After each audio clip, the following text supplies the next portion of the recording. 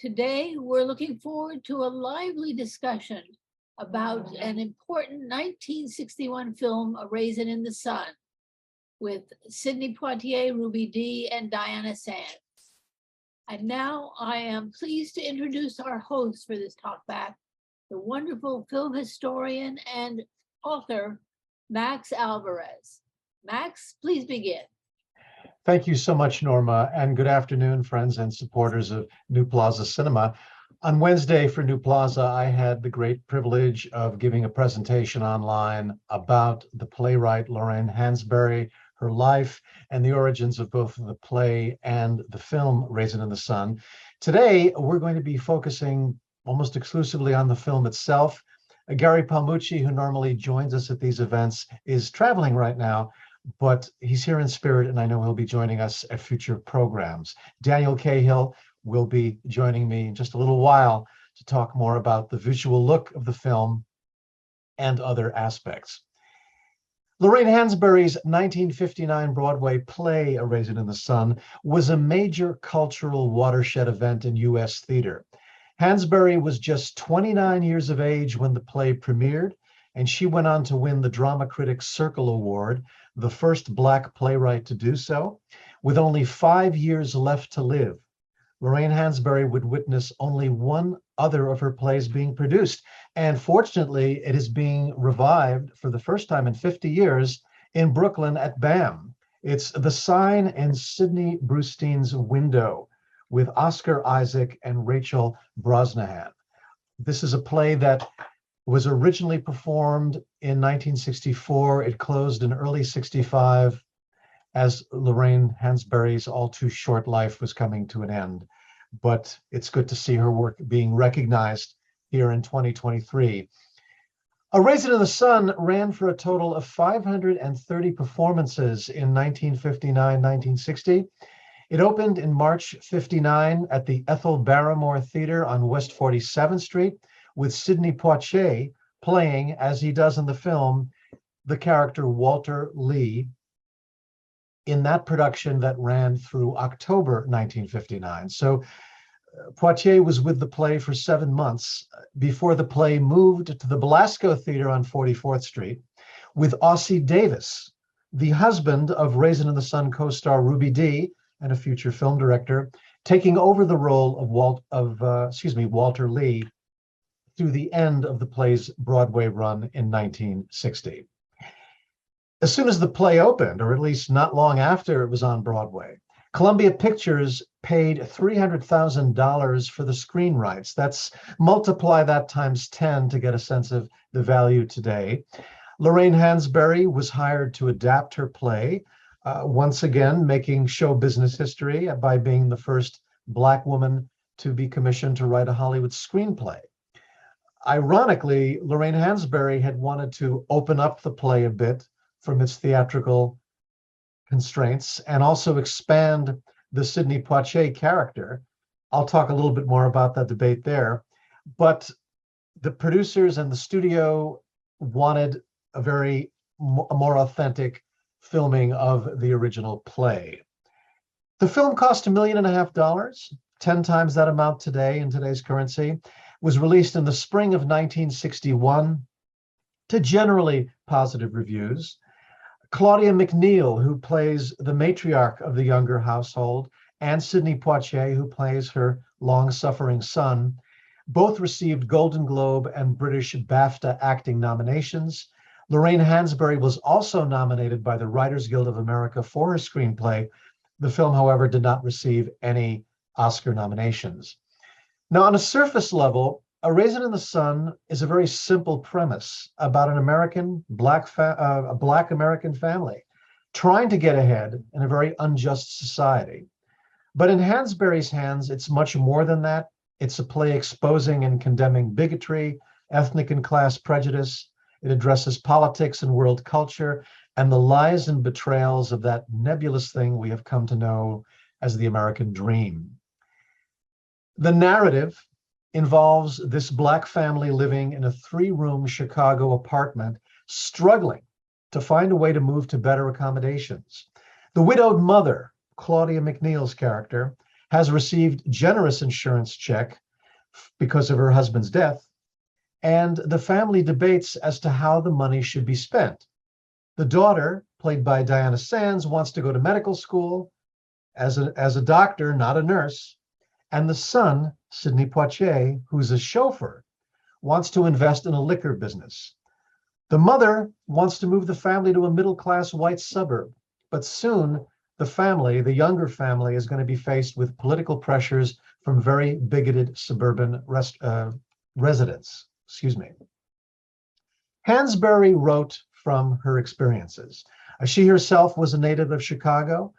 She had experienced violence when her family moved to an all-white neighborhood when she was a child in the late 1930s. Her father worked in real estate, and her father fought all the way up to the US Supreme Court with aid of the NAACP to make the very racist so-called restrictive covenants illegal in this country. These are covenants that state that people of certain undesirable ethnicities can be denied housing in certain situations.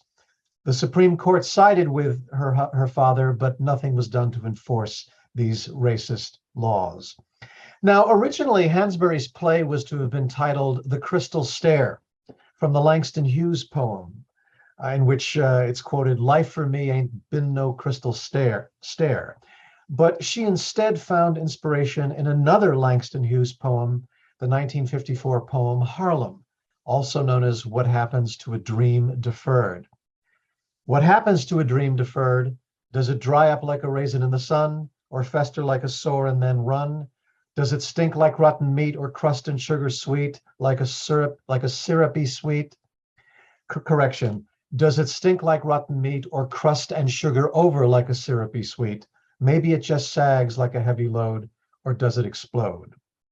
Now, this play is coming out in the wake of several explosive social developments in United States history. We have the start in December of 1955, basically the launching of the modern civil rights movement, with the Rosa Parks initiated and influenced bus strike in Montgomery, Alabama, the 1957 Little Rock, Arkansas desegregation violence. Lorraine Hansberry's play was brilliantly timed. The producer, or the co-producer of the film version, is a man by the name of David Susskind. He also had a radio and television talk show. I grew up with his TV show.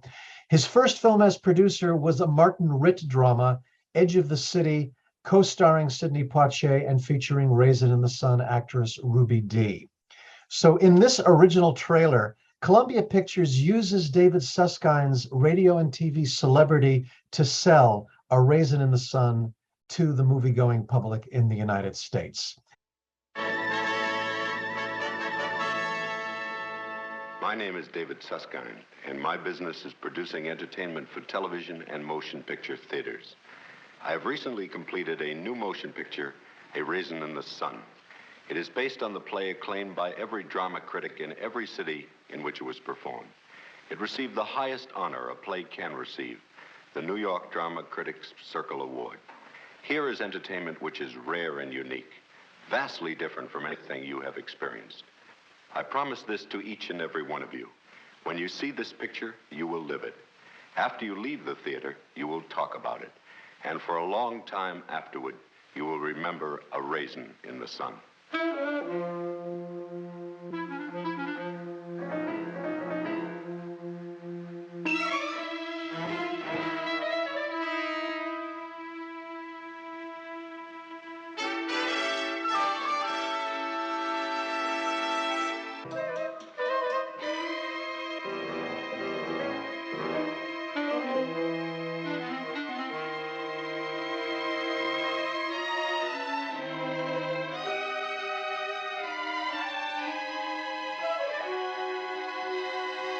Come.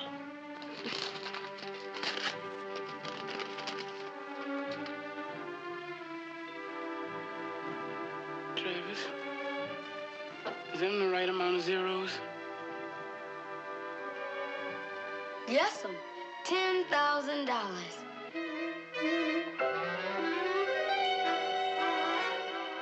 Baby, don't nothing happen for you in this world unless somebody gets paid off. Walter, leave me alone. Eat your eggs, you're gonna be cold. The man say to his woman, I got me a dream. She says, eat your eggs, they getting cold. Man say to his woman, help me now to take a hole in this world somehow, and she says, eat your eggs and go to work. I tell you, I gotta change my life because I'm choking to death, and all you say to me is eat these eggs. Now, there simply is no God. There's only man, and it's he who makes miracles. Now you say after me. In my mother's house there is still God.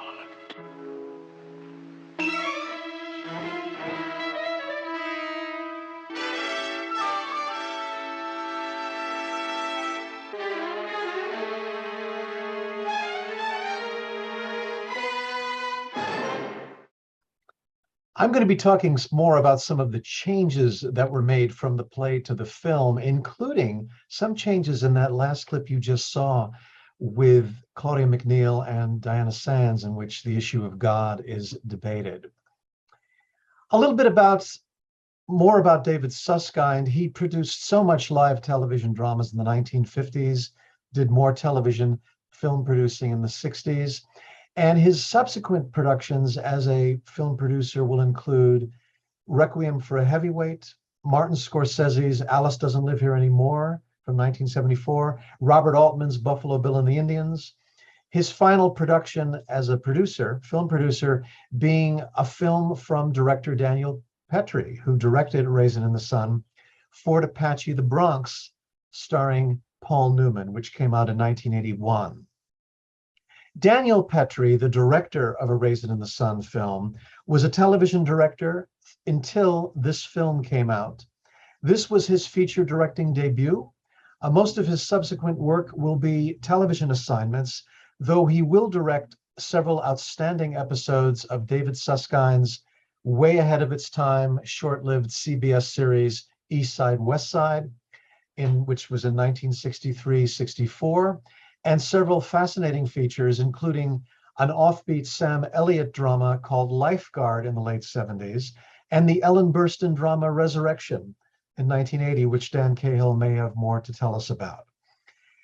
Most of the key players from the Broadway production repeated their stage roles for the film, starting with Sidney Poitier, whose passing a year ago, January 6th, we're still feeling as film lovers and admirers of his wonderful skills as an actor and extraordinary advances he made in his profession.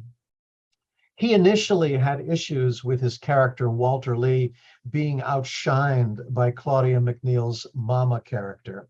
There were intense disagreements and compromises between Poitier and Lorraine Hansberry before the play opened on Broadway, although ironically, Hansberry, as I mentioned, wanted his role expanded for the feature.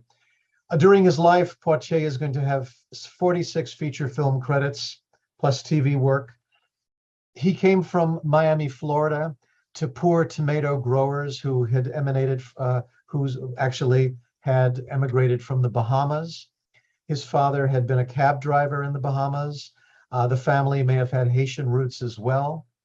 And long story short, he's going to be sent to Miami at the age of 15 to live with his brother, then moving to Manhattan 2 years later, where he is going to be working a variety of jobs before joining the American Negro Theater after serving in time in the Army during the war.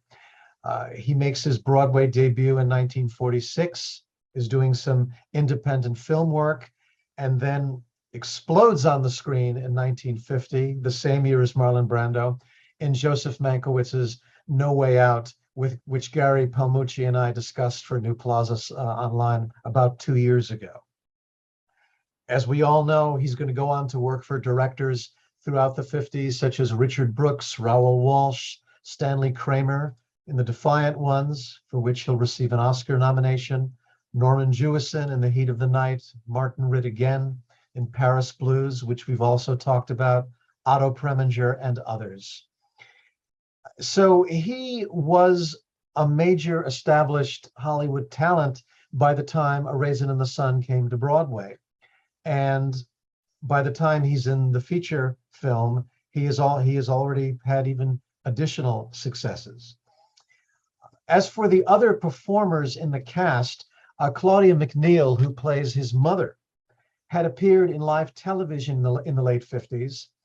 She did some small film roles, and most of her television work was most of her subsequent acting work after A Raisin in the Sun, film and play, was primarily on television. And when she made the film, she was only about 43 years old when she played Sidney Poitier's mother. Ruby Dee, who we saw in the trailer, came from Cleveland.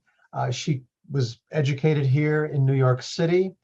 She was a model. She appeared in what we call low-budget race pictures. Then she took on bigger roles in the 1950s, such as in films such as the Jackie Robinson Story, Joseph Mankiewicz's No Way Out, Anthony Mann's The Tall Target, and Martin Ritt's Edge of the City, which David Susskind produced. Her roles were somewhat sporadic in the 50s, possibly because she had been gray-listed due to some of her radical political circles she traveled in with her husband, Ossie Davis. Diana Sands, who was slapped by Claudia McNeil in that clip, like Lorraine Hansberry, had far too short of a life. She died when she was only 39 years of age in the early 70s. She came from the Bronx. She did odd jobs before making a Broadway impression in A Raisin in the Sun. Then she will have another Broadway success about 4 to 5 years later, playing opposite Alan Alda in The Owl and the Pussycat on Broadway, which ran for a year, but Barbra Streisand will take her role for the film version.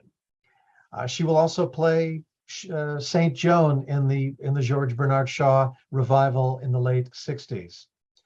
Other people who came from the play included John Fiedler, the token white character, the one who is with the so-called welcoming committee, who's not so welcoming to the younger family. He came from Wisconsin. He had over half a century of television and stage work behind him. He made his debut in Sidney Lumet's 12 Angry Men in the late 50s. He was the voice of Piglet in Winnie the Pooh, the Disney animated feature, and also did comic turns in the film version of The Odd Couple and the TV series The Bob Newhart Show. Now, the actor who played Diana Sands's African friend Assegai, was the actor Ivan Dixon. He was a superb actor who began in television in the late 50s. He had a role the same year as the film version of A Raisin in the Sun in John Cassavetes' second feature as a director, Too Late Blues. He also will appear 3 years after Raisin in the Sun in the outstanding indie drama Nothing But a Man. And in the early 70s, around 1970, Ivan Dixon is going to turn to directing. Most of his career, his 23 years of directing, will mostly involve network television, but he is going to make 2 feature films in the early 70s, one of which I saw only recently, just last week, as a matter of fact, a really subversive action film called The Spook Who Sat by the Door, about a Black man who joins the CIA so that he can learn how to lead a Black revolution in the United States. I mean, you don't get more incendiary than that. And that was a film that, of course, encountered problems with political groups here. Now, before we get to Dan discussing the look of the film, I'll just talk a little bit about some of the differences. There were some additions to the play made for the film. There are some scenes at that location called the Kitty Cat Club, where Walter Lee hangs out sometimes with his friends or alone drinking. Those were added for the film. We have additional dialogue about the mother discussing her deceased husband, Walter Lee wanting to know more why his mother left the South, Walter returning home to crawl into his wife's arms, no dialogue, the kiss between Sidney Lumet and Ruby Dee, about an hour 40 into the film, was not in the play. The scene where the family goes to look at the suburban home they want to live in was added for the play. And there were changes that were made in some of the dialogue and situations, sometimes to appease censors. Long story short, there were figures who were a little nervous about the political content of Hansberry's play. She was talking about politics, she was talking about class, she was talking about race. And for instance, in the play, Walter says, first thing a man ought to learn in life is not to make love to no colored woman first thing in the morning. In the film, the word colored is removed. It's almost like they wanted to desexualize the character. Other examples, he says he has a line in the play, he describes the world's most backward race of people, and that's fact. In the film, it's changed to the world's most backward nation of women, and that's fact. Now, the scene where Beneatha, I mean, she has lines in the original play, she says, there simply is no blasted God, there's only man. After Mama slaps Beneatha, as we just saw in the trailer, in the play, Beneatha made the remark to Ruth, the Ruby Dee character, before leaving the apartment. This is after she's been slapped. I see. I also see that everybody thinks it's all right for Mama to be a tyrant, but all the tyranny in the world will never put a God in the heavens. That completely changes the meaning of the scene. So this gives us, there are other examples which we can talk more about during our discussion, but this gives you an idea of the explosive content of the play that was nervously being dealt with by Columbia Pictures when they were bringing it to the screen, knowing they had to get it through the still active Production Code Administration, which was Hollywood's self-policing organization.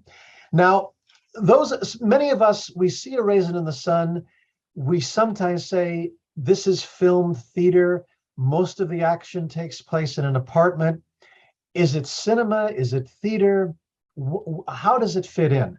I'm going to bring Dan Cahill in now, our resident cinematography expert, to discuss the look of the film. And I know Dan has some very compelling comments to make about the look of this motion picture, which I suspect is a lot more complex than we may think. Well, thank you, Max. I want to refer to a phrase you used early in your discussion today about opening up the story or the screenplay or the play. The phrase opening something up is used a lot in filmmaking. And it often refers to adding extra scenes that take you beyond the one location.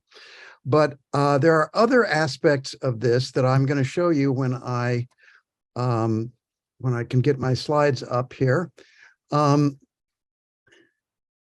other technique that Daniel Petrie brings to bear here is expanding the set to create a world beyond the set so that you don't feel like you're trapped here with the characters. And one way is to introduce the outside world. Excuse me, first shot of the film, sunlight coming into the married couple's bedroom.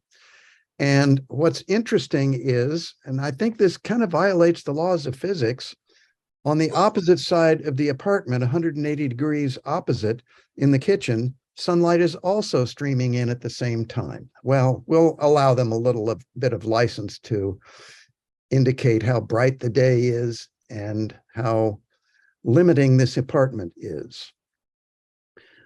Mr. Petrie uses the camera in very interesting ways to make you see beyond just the people moving around. He shows you how to look at them. This is Ruby Dee's character, Ruth, glimpsed in a mirror as she's talking to her husband. And within the same shot, without a cut, it changes to a close-up as she walks into the frame right in front of the camera, requiring a change in focus, which ensues in the shot. They also move the camera out into the stairwell outside for a couple of brief shots. And this is very interesting stuff. In the kitchen, we can see out the kitchen window, and there, for the first time, we glimpse a neighbor on a fire escape. This expands the universe of the film, deepens the frame, gives you something else to look at. And it's also a technique, well, I will say that neighbor is viewed later on in the film putting laundry on the clothesline that is crossing the window frame there. One other thing that is interesting is the use of the facade of a neighboring building some distance away, probably across a street. And what struck me, I have to say, last weekend, I went to see for the second time the Whitney's exhibit on Edward Hopper's New York.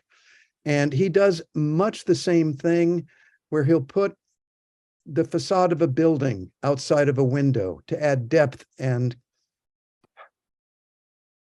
circumstance. You get to know what kind of neighborhood they're living in.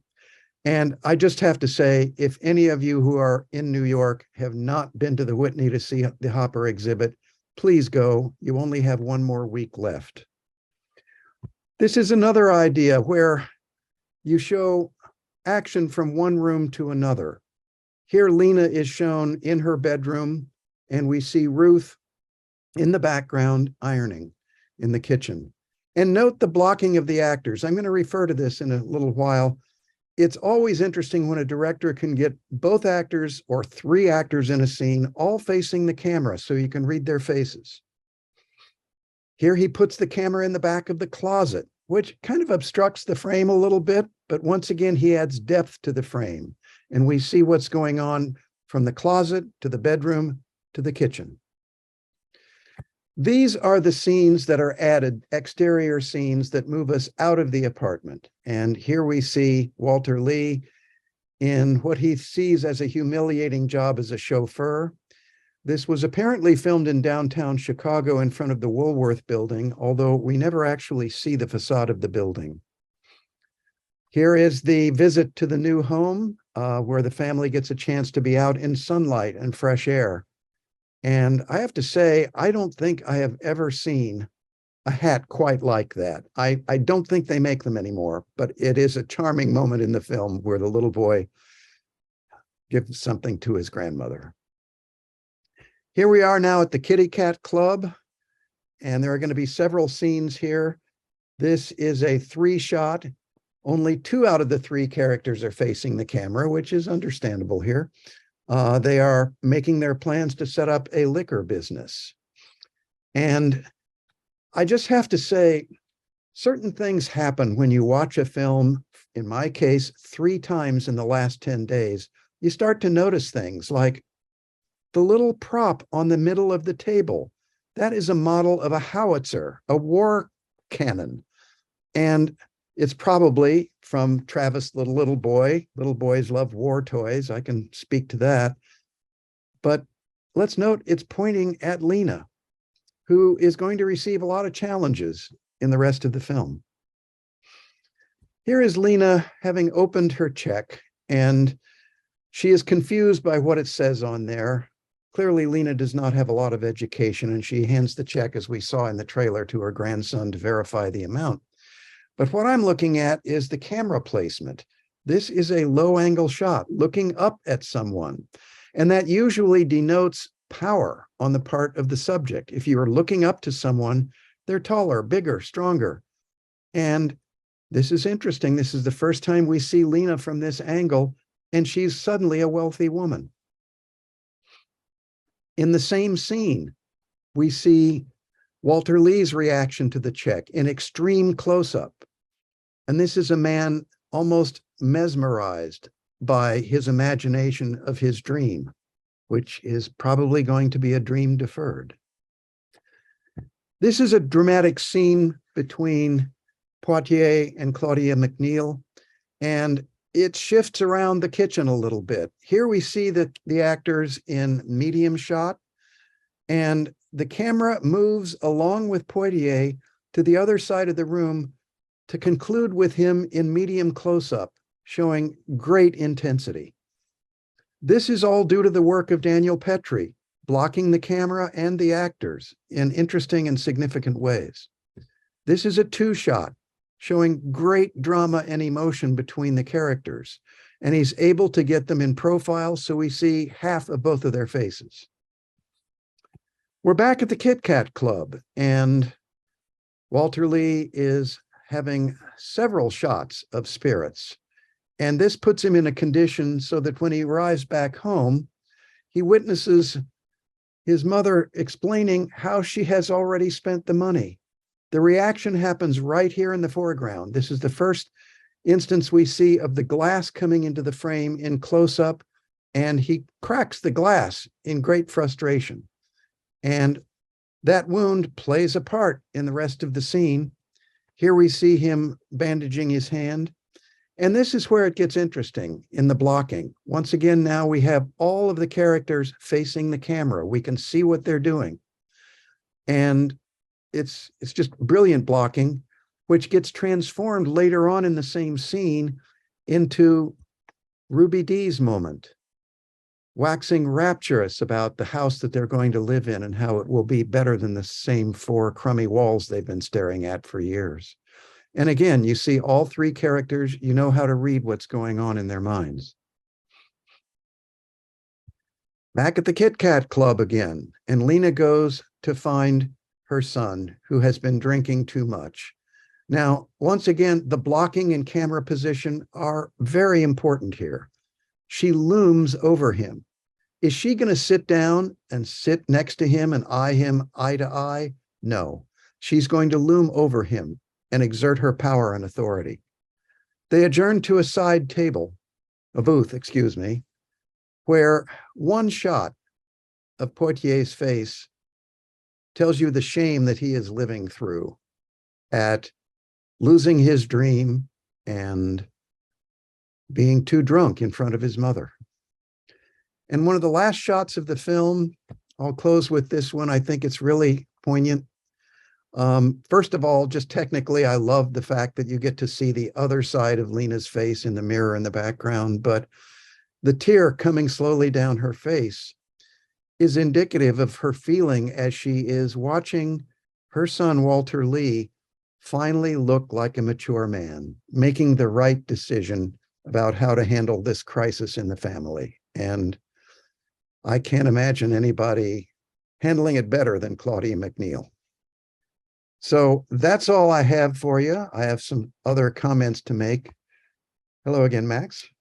Dan, that was just extraordinary because you picked up on things that certainly those of us seeing it one time through would not have noticed right away, because you're so engrossed in the narrative and the performances.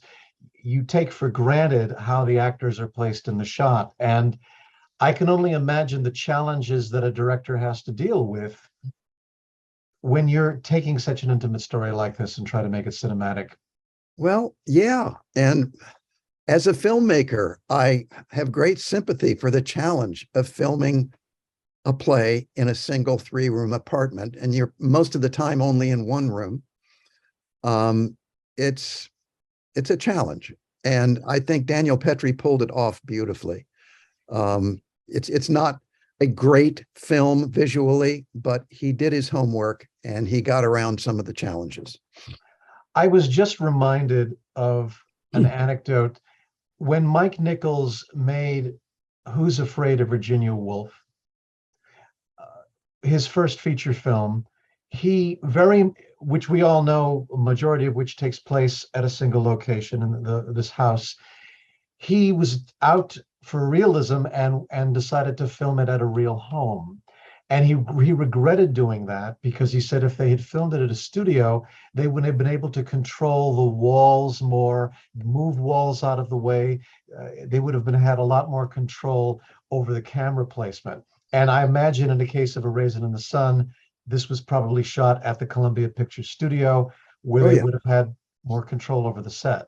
In fact, the one scene where we see Lena in the foreground in the bedroom and Ruth ironing in the background in the kitchen, well, the wall behind her is not there for most of that play, for most of the film. It just doesn't exist until they suddenly needed a background for that wall of the kitchen. We So call those wild walls. I believe that's the term for a set. exactly. Oh yeah. They're essential in set design. And well, we could talk a little bit about Hitchcock's Rope, which had walls flying all over the place, but that's for And another day. once again, a theatrical piece done at taking place at a single location, but which they had to build a very elaborate set for. Now, Charles Lawton, not the actor, this is Right. Lawton, the cinematographer of Raisin in the Sun, had a very long association with Columbia Pictures. I believe he started out doing like he did some Three Stooges shorts in the 30s, but by the late 40s, 1948, he photographed Orson Welles's The Lady from Shanghai, Mm-hmm. and he did a number of other, I mean, there aren't a lot of famous films that he worked on, but this certainly would be amongst the top, one of the top he did photograph. Well, one film that came up in our discussion a few days ago was a Randolph Scott Western called Ride Lonesome, directed by Bud Bedecker. And this was a B movie, but Charles Lawton photographed it. And it is all done outdoors, magnificent natural vistas. And it's just gorgeous to look at in widescreen. Well, Poitier must have gotten along with Charles Lawton Jr., the cinematographer, because he used him when he directed his sequel to Uptown Saturday Night, Let's Do It Again. In 1975, Lawton was the cinematographer for that. Yes, yes. But I yes. want to offer up some remarks from Ossie Davis, who I saw in an old TV interview with his wife, Ruby Dee, and Philip Rose, I think was his name, one of the other producers. He was the other producer, yes. And Davis was really eloquent on the topic. Now, again, let's remember Davis replaced Poitier in the stage version, had no interaction on the film. And Davis pointed out that Lorraine Hansberry introduced at least two brand new kind of characters for audiences in this film. Now, some of the characters we'd seen before, in particular, Lena is almost a cliche, the struggling Black matriarch who still clings to her old ways. But the new characters, Beneatha, had never quite been seen this way, especially in the African-American community. A young woman who is very ambitious and really wants to get out in the world, is interested in Africa and wants to be a doctor and is willing to work hard to do that. The other character is the aforementioned Assegai, a real live African. And you don't see many people of literal African descent in Hollywood films. And Davis categorized this as a whole new set of images for Black audiences and white audiences as well. Well, one other story that I want to credit, it comes from an interview I watched with Daniel Petrie, the director. And when the film was premiered in the unveiling screening, I don't know where it was or when, but Lorraine Hansberry was there in the audience, and she had not seen the film until this premiere night. And a very nervous Daniel Petrie was sitting a few rows behind her. And after the screening, she came up to him and smiled and said, "You did good." So I'm sure she was aware of the struggles of how to shape the script and get it all together. And I think she was showing great respect for how they dealt with those challenges. And that's a very valuable anecdote. And I am reminded of the changes that the play went through from its like New Haven tryouts to when it finally reached Broadway.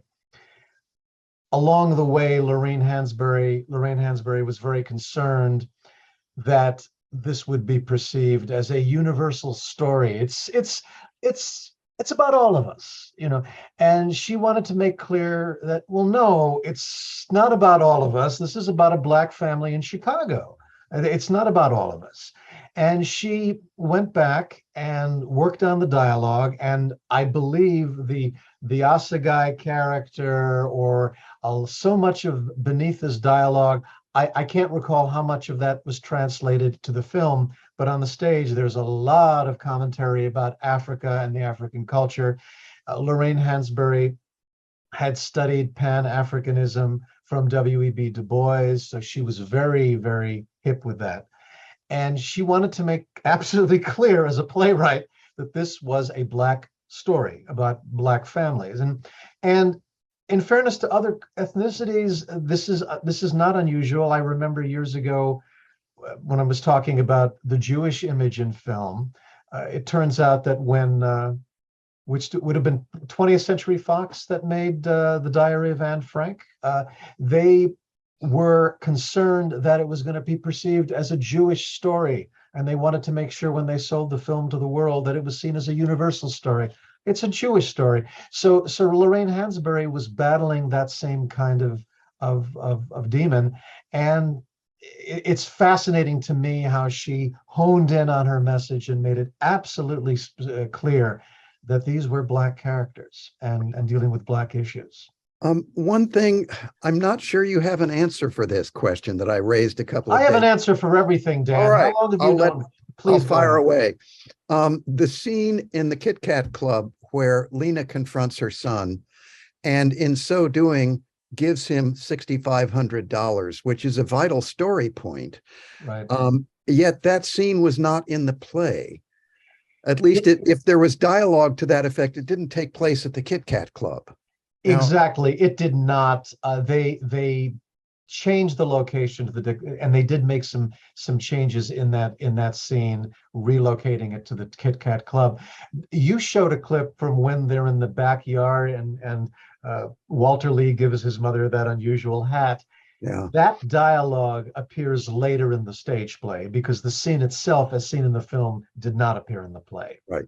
Okay. But that Kitty Cat Club scene, as you're describing, you're right. That was not in the play originally. Right. And yet it's so emotional. Just you really start to watch the meltdown of Walter Lee there. Yeah. And his mother just takes charge of the bar. I just love that, where she demands her change from the bartender. I think it's a nickel or something, and she won't let him have the tip, damn it. I just want to talk for a minute about great American plays, Broadway plays of the post-war era. Mm-hmm. And there are, I think, 3 or 4 that everybody knows, or any serious student of theater has at least read, if not seen. The first one was Death of a Salesman, quite clearly. Following after that was probably Streetcar Named Desire. It could be another Tennessee Williams play. We could argue about that. And then Raisin in the Sun. And the fourth one, and there could be many more here if anybody wants to offer them up, in my humble opinion, would be the aforementioned Who's Afraid of Virginia Woolf. These were plays that had a major impact on American culture across the country, even though they began only on one stage in New York City. But their earth tremors were felt across the country. Absolutely. And I would add the plays of Eugene O'Neill, Long Day's Journey into Night and The Iceman Cometh. He as a playwright was, and I talked a little bit about this on Wednesday, but he was very much an inspiration to Lorraine Hansberry. She was inspired by not only by Eugene O'Neill, but also by the Irish playwright Sean O'Casey. Indeed. Definitely, I think all those plays were absolutely landmark achievements at a time when dramas were taken very, very seriously. And you know, I would be fascinated with how Lorraine Hansberry would view a lot of the culture wars going on today, because she was taken to task after the great success of Raisin in the Sun. I mean, she had taken time off because she became this spokeswoman really for as a Black intellectual in the United States, and she was constantly being interviewed about her thoughts on civil rights issues and other political issues, that she wasn't getting that much time to get any writing in. But her second play Well, she angered a lot of people because she decided the sign in Sidney Brustein's window is about Jews in Greenwich Village. And the attitude was, how dare she write about a play about the Jewish experience? Cultural appropriation. How Well, dare. yeah, they would be stamping that on her forehead. And she, as an artist, has a right to write about anybody. And what stood out for me with her writing, and I know not everybody is fond of the Walter Lee character that Sidney Poitier plays. He's doing a lot of complaining and a lot of griping, but Lorraine Hansberry is, and this is her genius as a writer. I mean, she's going into the mind of a Black man as a woman, and she's writing from his perspective, and she's not really judging him. You can't help but feel sympathy for this man who has a chauffeur's job in Mayor Daley's Chicago at a time where he wants to move on to a better life. I can't imagine living with those three women is easy, coming home to that every night. So, and I think Lorraine Hansberry picked up on that too. Yes. So there's a lot that's coming at the Walter Lee character, and she's able to interpret a variety of voices, and that's what makes a great writer. And speaking of great writers, I just have to add my own little quip here. How dare that Shakespeare guy have written about a Black man living in Venice, Italy? Really? Well, what did he know? Because it was just a year ago, and I mentioned this briefly, where we had a case at a university where it was Ann Arbor, I believe, where the Laurence Olivier film Othello was criticized, and the professor was ostracized because of that.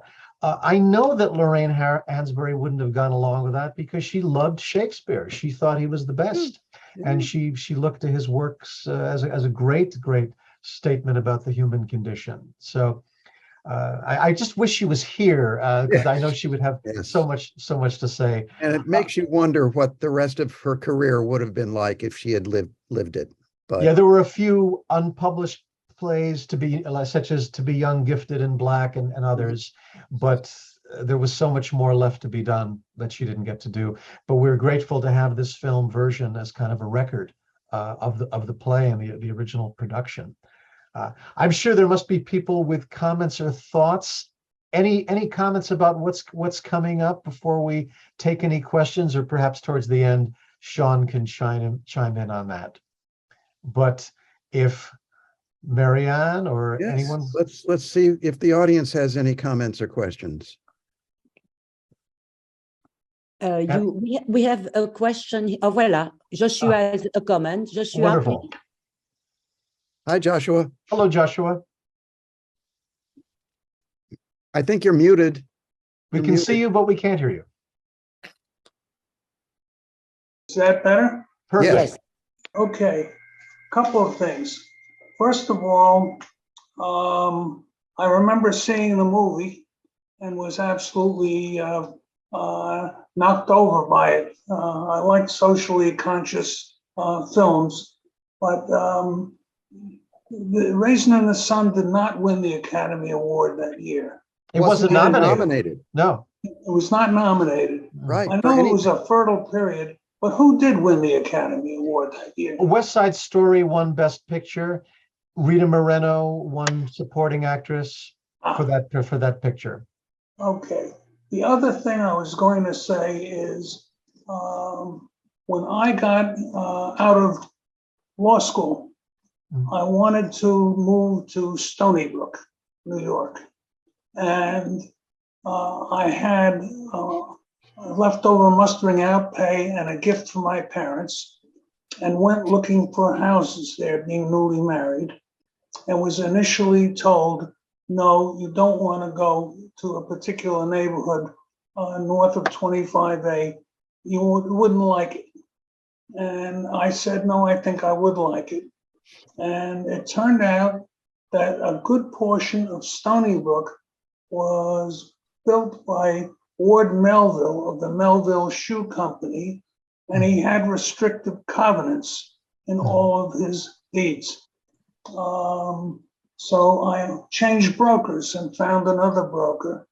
And the other broker said, well, your last name could sound Polish, So we just won't tell people what your name is. And I went and bought a house there. And it had a restrictive ingredient, but one of the partners in my law firm said, ignore it.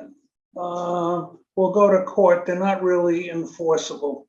So I ended up living in this neighborhood. The other thing I was going to point out is in terms of this type of movie, which you asked if you can name any other, what about Gentleman's Agreement? Yes, because by the way, Joshua, thank you so much for sharing that story. That's such a powerful story. And it does remind us of Gentleman's Agreement, the Elia Kazan directed film based on the novel, dealing with exclusive clubs that are off limits to Jews and hotels and so on. And this definitely touches on some of those issues. And in hearing your story, Joshua, I was reminded, I presume your anecdote that you're sharing is the early 60s, is that correct? That is correct. Okay, because I was just reminded of a story from a friend of mine who was a member of my speakers club, around my age, a little younger, Black man in business, who told me that when he was looking for real estate, and this had to have been maybe the 90s, the realtors were always taking him to what he called the hood. They weren't taking him to the neighborhoods he was looking for. And so he would often have to put on a suit and tie to look a little bit more professional and say, no, this is not where I want to live. I want to live in this neighborhood. And so clearly this kind of behavior just carries on and carries on. But thank you. That's very powerful stuff, Joshua. Thank you so much. I have an anecdote about Please. real estate in New York. This would have been in the mid 80s. I was looking for an apartment in Manhattan, and I went to a real estate agent, and they suggested an apartment. And I noticed that she wrote down my characteristics on a piece of paper behind the desk: white, male, my age, etc. And I thought, what is going on here? And I made a phone call and sort of said, I called the agency, and they said, oh, well, we had to keep records because we've had complaints about discrimination. So we had to authenticate who we were seeing in our office. Just a thought for you. It's just crazy, isn't it? It's crazy. Yeah. So Daniel, go Daniel, ahead, Marianne. Question for you. Daniel, there is Yes. a question for you from Catherine. Yes. Are plays more or less easy to make into film than other types of story source? Great question. Well, obviously, I'd have to say that depends on the play.